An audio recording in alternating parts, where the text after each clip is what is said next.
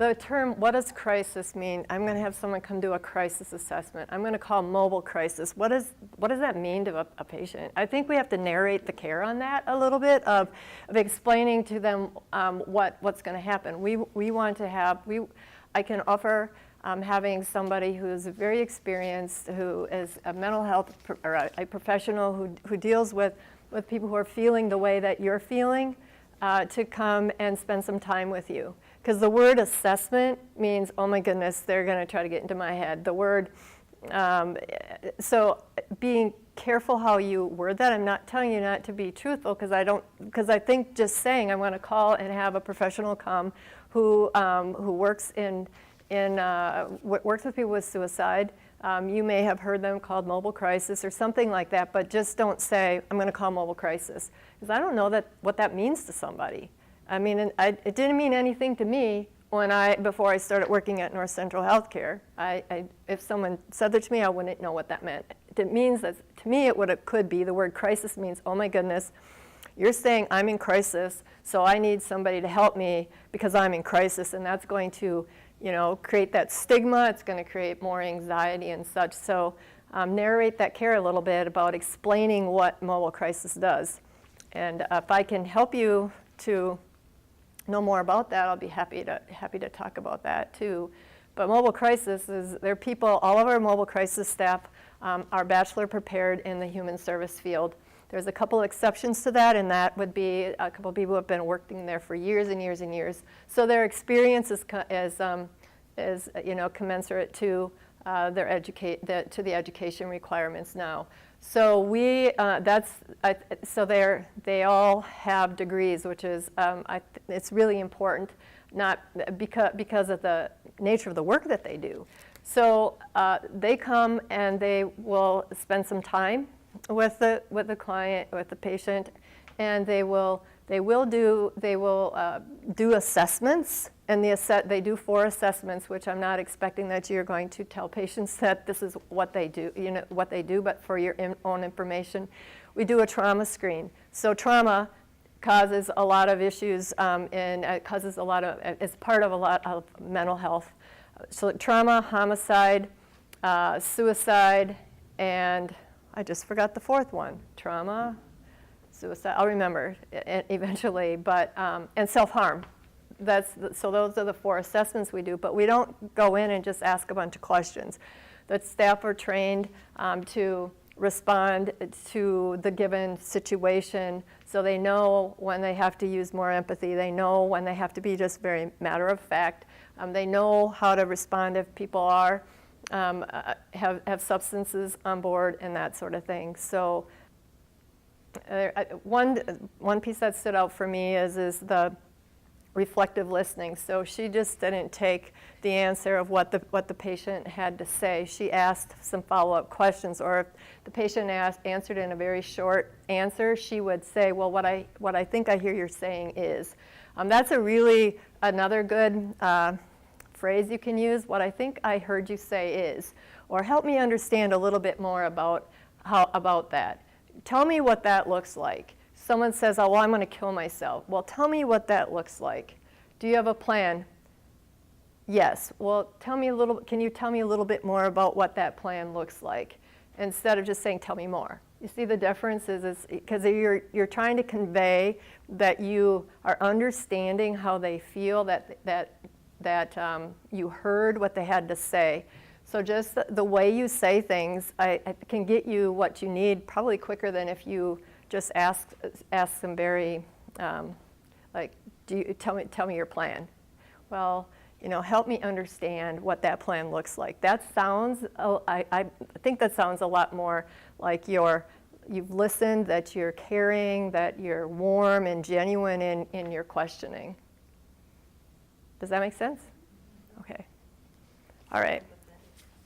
So I'm going to talk a little bit about, and go through this a little bit quickly so that you have time to ask me any questions you want. But I wanted to talk to you a little bit about our initiative at North Central Healthcare around suicide care and prevention.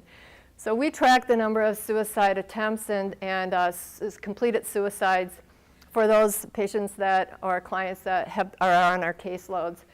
And similar to what's happening nationally, there's been an increase. So we've looked at what are we going to do about that. So back when Joint Commission came, they were here about almost a year ago now. They gave us some input into some things that we maybe could do differently. So, for example, it said you were screening, or you're assessing, and you're doing lots of suicide risk assessments, but you're not screening. You know the way, and so you could do less assessments, more screening. I mean, you know, so there were those kinds of suggestions. So what we did is we had a team of people that initially focused on how could we improve based on Joint Commission standards. Well, that's one reason to do this. But then as we got going along, we changed our whole focus. So we enhanced what we were doing so that we could feel like we were really meeting the intent of doing suicide risk assessments and such. But when we saw our data, we're like, we have to do something different. So we developed a project team, and it's called the Suicide Risk Project Team.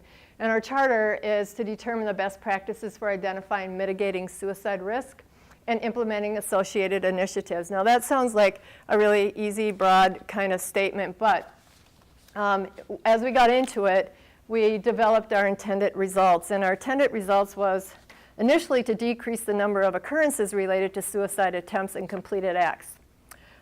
And so what we decided we needed to do, so this has been changed now, and it's been changed so that we now are reducing the number of occurrences related to suicide attempts and completed acts to 0. So 0, why 0? Because as I look around in this room, and if you look next to you, would you be okay if that person ended their life tomorrow? And I don't think anybody would. And so it seemed almost like why would you say we're just going to reduce our rate? That's saying that we're accepting that a suicide is okay, and we don't believe it is. So we changed our whole approach to that. So the next intended result was to ensure that we were using the appropriate screening tools and assessment tools. So the screening and assessment tool we were using was a hybrid of the Columbia, and I understand you use the Columbia here for those that are over the age of 12, which is the gold standard for, as I understand it, for screening. So we needed to do an assessment of our current tool to what we believe was the gold standard. So this team meets every single week. We meet and we're extremely engaged at this. So one thing that we did is we decided that we are going to, well, here's some data I wanted to show you though before I go any further. So this is actually data, statewide suicide death rates for 2009 to 2013. That's the latest data that we have. And I thought you would be interested in knowing that that in Marathon County it's 12.3 per 100,000. In Lincoln County it's 15.8 per 100,000. And look at Langley County, 18.9. So that's even more of a reason for you to be really engaged about doing suicide risk assessments, because we know that this is happening in the areas that North Central Healthcare serves. So we're hoping to impact that number. We will impact that number, not just hoping. We will impact that number. So what we decided we were going to do, we researched what would be the best approach to suicide care. And there's this awesome, in our research, it's called Zero Suicide. There's Zero Suicide. If you go to their website, it's amazing. There's tools and more tools than you could ever imagine related to suicide care. And it's been proven to be effective. So after our research, that's what we decided we were going to do, is we were going to adopt Zero Suicide. So there's a few slides, and because they're from Zero Suicide, I have to go through them and say and use the exact words that they're asking us to use. But here's the statistics. People at risk for suicides are falling through the cracks in our healthcare system. So many people who commit suicide are connected to healthcare in some shape or form, but yet they're falling through the cracks. So here's something interesting. In the month before their death by suicide, half saw a general practitioner. 30% saw a mental health professional. Those are pretty staggering numbers, I think. In the 60 days before their death by suicide, 10% were seen in the emergency department. So I thought that this number might have been higher up in the 30-day, but really it's telling us, yes, they do go to the emergency room, but where we really can impact is in our general practitioner, so our primary care and our mental health organizations. So this is a quote by Dr. Mike Hagan. He says, suicide represents a worst case failure in mental health care. Worst case failure in mental health care. We must work to make it a never event in our programs and systems of care. So this slide really hit me hard, because we all come to work every single day because we want to care for patients, because we believe in what we're doing. And when you see something and a quote that says it's the worst case failure, and I work in mental health, that really got to my heart, and it got to the heart of the team of people that I work with on suicide care. So that's really driving our passion for this. Suicide care in behavioral health care settings, suicide prevention is a core responsibility in behavioral health care systems. I think you're part of our behavioral health system because you see patients who come into your emergency room or into your hospital who have mental health needs. So just because you're not a mental health hospital or you don't have a psych ward, as some people used to call our behavioral health unit, doesn't mean that you're not part of our system of mental health care. This is interesting. Many licensed clinicians are not prepared. So 39% of clinicians who were surveyed report they don't have the skills to engage and assist those at risk for suicide. So these are people who have the credentials. And yeah. And here we are, 39% say we don't have the skills to engage, and 44% that they never had any training. That's pretty amazing. So I applaud your Nurse Practice Council for wanting to address this and receive some more training. Another quote, over the decades, individuals, mental health clinicians have made heroic efforts to save lives, but systems of care have done little. So you're part of the system of care. So you can't take, what they're saying is you can't just take like a mental health organization like North Central Healthcare and think we're going to fix the problem of suicide. It's expected that we should be able to do that, but our systems of care are very complicated in today's world of primary care and all the specialty physicians that people see. And so unless we are all really working together towards the care of a patient who has mental health and suicidality, we are not going to be successful. So what I wanted to talk about is it's critically important to design for zero even when it may not be theoretically possible. It's about purposefully aiming for a higher level of performance. So zero suicide has 7 key components, which we don't have to all go into today. I'm hoping that down the pipe, once we get our ducks in a row at North Central Healthcare, that we'll be coming to talk to all of you about, with Aspirus and WASA and here about what that means and how you can help join in our initiatives here. Because one piece where I know you'll fit really well into is the aftercare planning. So somebody's in your hospital, I talked a little bit about that. They've been here for a suicide attempt, or they're at risk for suicide. When they walk out this door, they have to be connected to services. That's aftercare planning, and that's one of the core competencies or core competencies of the Zero Suicide Initiative. So I want to leave enough time for you to ask me questions, but know that we are on a journey. It's going to take some time to get there. We have an action plan that's very aggressive.